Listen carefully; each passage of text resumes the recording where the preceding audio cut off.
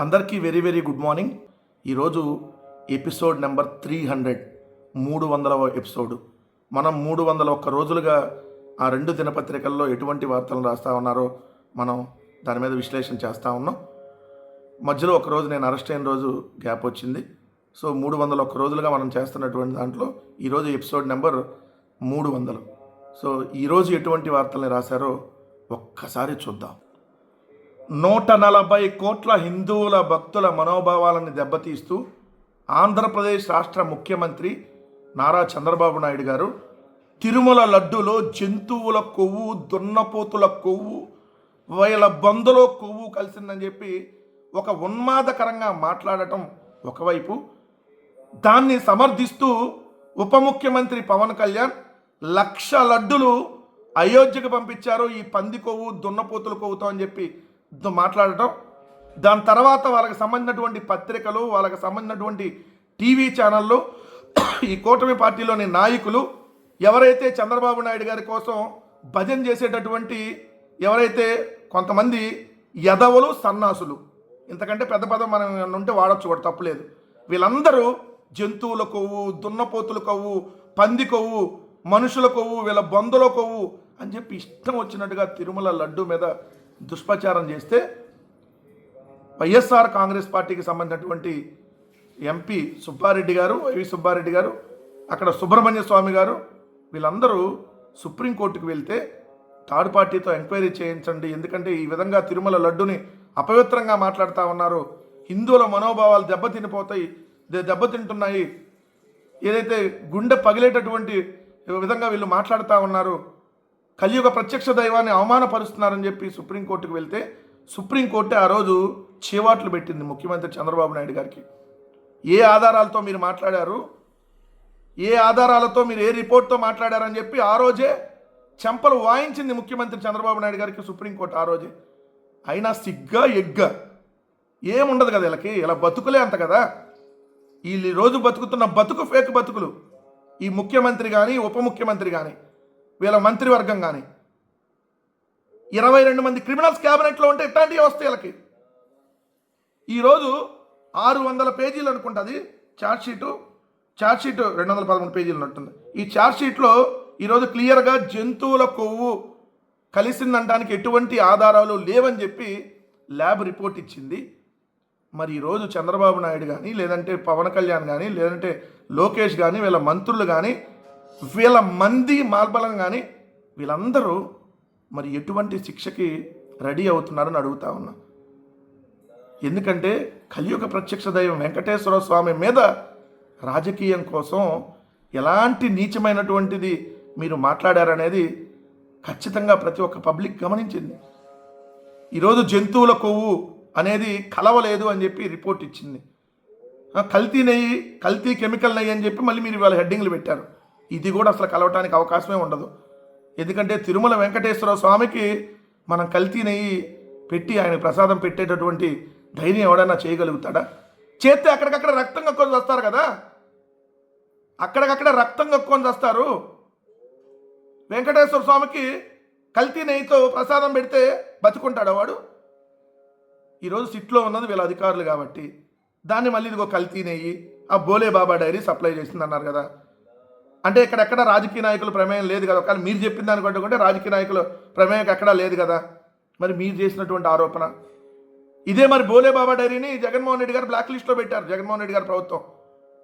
కానీ మీరేం చేశారు? చంద్రబాబు నాయుడు గారు దాన్ని తీసుకొని వచ్చిందే మీరు బోలే బాబా డైరీని. ఇట్లాంటి వాళ్ళందరూ భలే ఉంటారు మీకు. బోలే బాబా లాగా ఈ చంద్రబాబా డైరీ చంద్రబాబా తీసుకొని వచ్చాడు. ఇది మరి ఇది కదా రాయాల్సింది. చుక్క పాలు లేకుండా నెయ్యి తయారు చేస్తారంట, చుక్క పాలు లేకుండా. మీ జంతువుల కొవ్వు, పంది కొవ్వు, మీ దున్నపోతుల కొవ్వు అనే ఉంటుంది ఇది. ఖచ్చితంగా వెంకటేశ్వర స్వామి ఈరోజు మీ నిర్ణయం కోసం, మీరు వేసేటటువంటి శిక్ష కోసం ఈరోజు కోట్లాది మంది భక్తులు వేచి చూస్తూ ఉన్నారు. ఈ చంద్రబాబు నాయుడు, ఈ పవన్ కళ్యాణ్, ఈ కూటమి ప్రభుత్వానికి మీరు వేసే శిక్ష ఎలా ఉంటుందనే దానికోసం వేచి చూస్తూ ఉన్నారు. ఎందుకంటే మీ ప్రసాదంలో జంతువుల కొవ్వని ప్రచారం చేస్తే దాదాపుగా సంవత్సరం నుంచి ఎందుకు మౌనం వెంకటేశ్వర స్వామి అని ఈరోజు భక్తులు అడుగుతూ ఉన్నారు. ఎవరైనా మీ ప్రసాదంలో కల్తీ కలపగలిగేటటువంటి ధైర్యం చేయగలుగుతారా? అలాంటి మాటలు మాట్లాడగలుగుతారా? 300 సంవత్సరాల చరిత్ర కలిగినటువంటి లడ్డూ ప్రసాదంలో జంతువుల కొవ్వని చెప్పి ఉన్మాదంగా ముఖ్యమంత్రి ఉప ముఖ్యమంత్రులు మాట్లాడటం ఖచ్చితంగా వీళ్ళకి శిక్ష పడాలి. ఎవరైతే ఈ తప్పుడు ప్రచారం చేశారో వాళ్ళు అలా తెలుగుదేశం పార్టీ అవగానే ఖచ్చితంగా ఇలా పాపం పండేటటువంటి రోజు అతి దగ్గరలో ఉంది.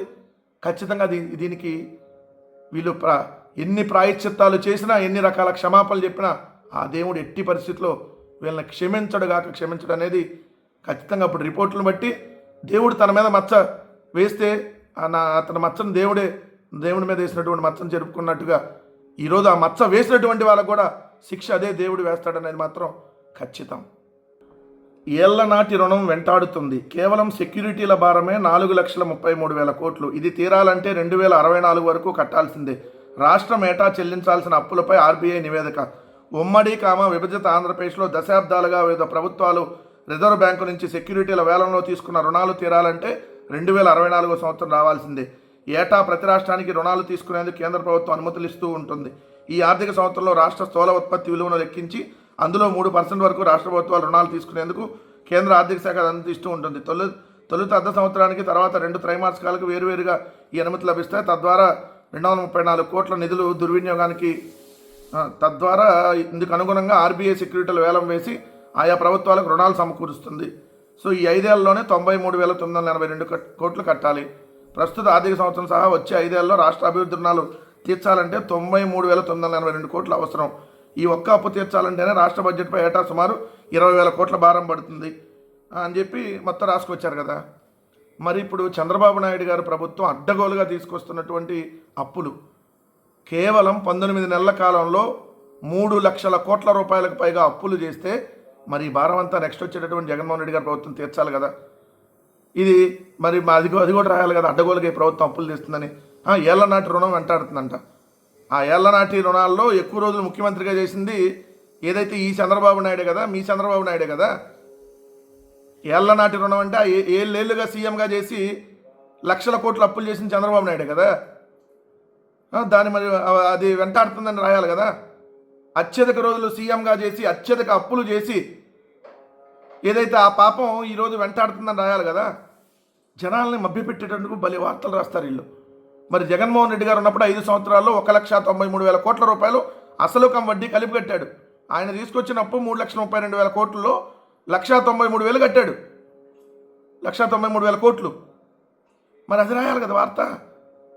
ఇప్పుడు అడ్డగోలుగా తెచ్చిన అప్పులతో ఏం పొడుస్తున్నారని రాయాలి కదా. ఒక్క పథకం లేకుండా దుబారా చేస్తున్నారని రాయాలి కదా. ఏళ్ల నాటి మీ ఈ పత్రికల సిని కూడా వెంటాడుతుందని రాయాలి కదా. రాష్ట్రానికి పట్టినటువంటి శాశ్వత దరిద్రమే ఈ 2 పత్రికలను రాస్తే బాగుండేది. మీ అంతకు మీరే రాసుకుంటే ఇంకా ప్రజల మెదలోకి విషయాన్ని ఎక్కిచ్చేసేయాలి. ఇప్పుడు ఏం జరగట్లేదు. ఎప్పుడో వెంటాడుతుందంట. ఇప్పుడు వెంటాడదు. ఎప్పుడుదో ఉన్నా మీరే కదా, మీ దరిద్రాలే కదా, ఈ రాయాలి కదా. నిన్న చంద్రబాబు నాయుడు గారి అధ్యక్షతన మంత్రివర్గ సమావేశం జరిగింది. అంటే క్యాబినెట్ సమావేశం. ఏ క్యాబినెట్ సమావేశం జరిగినా లేదంటే ఏదైనా తెలుగుదేశం పార్టీ మీటింగ్ జరిగినా ఏదైనా అధికారులతో చంద్రబాబు నాయుడు గారి మీటింగ్ అయినా ఢిల్లీ పోయినా దావోస్ పోయినా డల్లాస్ పోయినా డైనింగ్ టేబుల్ మీద డిస్కషన్ అయినా జగన్మోహన్ రెడ్డి గారిని తిట్టడమే ఏకైక లక్ష్యంగా జరుగుతూ ఉంటుంది. లేదంటే మంత్రివర్గ సమావేశంలో 99 పైసలకి లుల్లు గాళ్ళకో ఉల్ఫా గాళ్ళకో తెలుగుదేశం పార్టీలో ఏదైతే బెనామీ గాళ్ళకో లేదంటే బఫూన్ల గాళ్ళకో భూములు కేటాయింపు. ఇది తప్ప ప్రయోజనకరమైన అంశాలు ఎప్పుడూ ఉండదు. ఏదో ఒక దుష్ప్రచారం చేయాలి. ఇదే టార్గెట్గా మంత్రివర్గ సమావేశాలు ఉంటాయి. నిర్ణయం జరిగిందని చూస్తే ఏదైతే ఈనాడులో పెట్టిన హెడ్డింగ్ జూన్కి లబ్ధిదారుల చేతికి 2.61 లక్షల టిట్కో ఇల్లు ఇస్తామని చెప్పి ఇవ్వండి, దాన్ని ఎవరో కాదనలా. పోలవరం నిర్మాణానికి రాయి కోసం హిల్ నెంబర్ 902లో తవ్వకాలు. మదనపల్లిలో కేంద్రీయ విద్యాలయానికి 6 ఎకరాలు. సో వ్యవసాయ మార్కెట్ కమిటీకి అక్కడ 33 ఎకరాలు. పోలవరం ప్రాజెక్టు పనులకు రాయి తవ్వకాలు. దాని తర్వాత చూస్తే ఇక్కడ రాజధానిలో వీధి పోట్లు ఉన్న ప్లాట్ల స్థానంలో కొత్తవి అని చెప్పి నిన్న కేబినెట్ సమావేశంలో కూడా తప్పు చేసి బుకాయింపు. వైసీపీ నేర ప్రవృత్తి ఇదే. చంద్రబాబు వాళ్ళు తప్పు చేసి మన మీదకి నెట్టేస్తారు. లడ్డు ప్రసాదంలో జంతువులు కొవ్వులేదని సిట్ పేర్కొన్నట్టు వైసీపీ దుష్ప్రచారం ఎక్కడ చేస్తున్నారు? అసలు దుష్ప్రచారం చేసేది నువ్వు కదా. మనిషి పుట్టక పుట్టినవాడు ఎవ్వడూ కూడా తిరుమల లడ్డులో జంతువుల కొవ్వు కలిసిందని చెప్పి మాట్లాడ్డు. ముఖ్యమంత్రి కదా పక్కన పెట్టేయండి, మనిషి పుట్టక పుట్టినాడు ఎవడో మాట్లాడ్డు. జంతువుల కొవ్వు అని చెప్పి ఉన్మాదకరంగా మాట్లాడినటువంటి మీరు ఇంకొకడేమో 4 అడుగులు ముందుకేసి ఆ, జంతువుల కొవ్వుతో కలిపినటువంటి లడ్డులను 1,00,000 తయారు చేసి అయోధ్యకు పంపించారని చెప్పి కారు కోతలు కూస్తే ఈరోజు జంతువుల కొవ్వు అని లేదన్నప్పుడు తీసుకెళ్ళి మిమ్మల్ని ఏ శిక్ష విధించాలని అంటా ఉన్నాం. 140 కోట్ల హిందువుల మనోభావాలను దెబ్బతీసి ఈరోజు మళ్ళీ నిస్సిగ్గుగా మళ్ళీ దుష్ప్రచారం. కల్తీనాయని మొన్నటిదాకా జంతువుల కొవ్వు, వాడి కొవ్వు, వీడి కొవ్వు, లేదంటే మీ బొందలో కొవ్వు, దున్నపోతు కొవ్వు, మిమ్మల్ని మొత్తం కోసిన కొవ్వు అని చెప్పి మాట్లాడారు కదా. నిన్న మంత్రివర్గ సమావేశంలో అంట సమర్థవంతంగా తిప్పికొట్టండి, మళ్ళీ జంతువుల కొవ్వనే ప్రచారం చేయండి అని చెప్పి సిగ్గు ఎగ్గు లేకుండా చెప్తా ఉన్నారంటే ఏం మనుషులను అడుగుతా ఉన్నా మిమ్మల్ని. నిరంతరం జగన్మోహన్ రెడ్డి గారి మీద ద్వేషంతో ఆఖరికి దేవుణ్ణి కూడా రాజకీయాల్లోకి లాక్కొచ్చి ఖచ్చితంగా పుట్టగతులు లేకుండా పోతారో ఈ తెలుగుదేశం పార్టీ వాళ్ళు. ఈ కూటమి ఈ ఏదైతే మంట కలిసిపోతే చూడండి. ఎందుకంటే జంతువుల కొవ్వు అని చెప్పి దేవుడి మీద ప్రచారం చేశారంటే మీరు జంతువుల కొవ్వుతో తయారు చేస్తే దేవుడు తింటాడా? జంతువుల కొవ్వు లడ్డులు దేవుడు తింటాడా? అంటే అంత కొవ్వెక్కి అధికార మదంతో కళ్ళు నెత్తికెక్కి దేవుని రాజకీయాల్లో తీసుకొని వస్తారా? లడ్డు ప్రసాదంలో జంతువులు కోలేదు సిగ్గు పేర్కొన్నట్టు వైసీపీ దుష్ప్రచారం. ఆ నివేదికను బయటకు వచ్చాక ప్రజలకు వాస్తవాలు వెల్లడించాలి. ఇప్పుడు వచ్చింది నివేదిక, జంతువులు కొవ్వు లేదని చెప్పారు. ఈ కొవ్వు అని చెప్పి కొవ్వెక్కి అడ్డదిడ్డంగా మాట్లాడినటువంటి వాళ్ళని ఏం చేయాలి? రాసినటువంటి మీడియా ఏదైతే హిందూ ధార్మిక సంస్థల ముసుగులో అసలు ఏమి ఆలోచించకుండా ఏదైతే చేసినటువంటి దుష్ప్రచారాలు, దీని మీద మరి ఏం చెబుతారు చెప్పండి? ప్రసాదం అపవిత్రం చేయటం క్షమించరాని నేరం లోకేష్. ప్రసాదం అపవిత్రం కాకపోయినా అపవిత్రమైందని చెప్పి కొవ్వెక్కి మాట్లాడటం అంతకంటే నేరం లోకేష్. దీని మీద ఖచ్చితంగా మీకు శిక్ష పడిద్ది ఖచ్చితంగా. ఎందుకంటే దారుణమైనటువంటి దారుణాలు. ఇది నిన్న మంత్రివర్గ సమావేశంలో కూడా జరిగింది. కల్తీ నెయ్యి కేసులో ఛార్జ్ షీట్ పైన దుష్ప్రచారమే. పాలతో పని లేకుండా నెయ్యి వాసన వచ్చేందుకు రసాయనాలు, అయినా దొంగ అనేలా ఆ పార్టీ నేతల ప్రవర్తన, వైకాపా నాయకుడే క్రిమినల్, వాళ్ళ అసత్య ప్రచారాన్ని ఆధారాలతో తిప్పికొడదాం. నిన్ను మించిన క్రిమినల్ ఈ భూమి మీద ఉన్నాడా?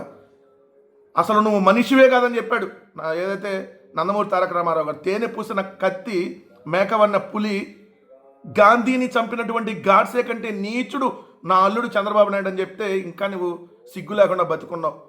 మళ్ళీ ఈరోజు మా నాయకుడిని క్రిమినల్ అంటున్నావా? నిజంగా జగన్మోహన్ రెడ్డి గారు క్రిమినల్ అయితే ఈరోజు నీలాంటి వాళ్ళు నోటికి ఏదొస్తే అది అడ్డు అదుపు లేకుండా మాట్లాడతారా? ఖచ్చితంగా మీ పాపం పండుతుంది చంద్రబాబు నాయుడు గారు. శిశుపాలుడు పాపాలు పండినప్పుడు ఏ విధంగా ఒక ఉప్పెన పుట్టిద్దో ఈరోజు ఖచ్చితంగా నీ పాపాలు పండే రోజు అతి దగ్గరకు వచ్చింది. నువ్వు వెంకటేశ్వర స్వామితో పెట్టుకున్నావు, పుట్టగతులు లేకుండా మొత్తం పోతారు. గుర్తుపెట్టుకోండి, వెంకటేశ్వర స్వామితో పెట్టుకున్నారు ఎవరు కూడా బతికి బట్టగట్ల. మీ ఖచ్చితంగా వెంకటేశ్వర స్వామి శిక్ష విధించబోతా ఉన్నాడు. అతి త్వరలోనే అది జరగబోతున్నటువంటి విషయం గుర్తుపెట్టుకోమని చెప్తా ఉన్నా.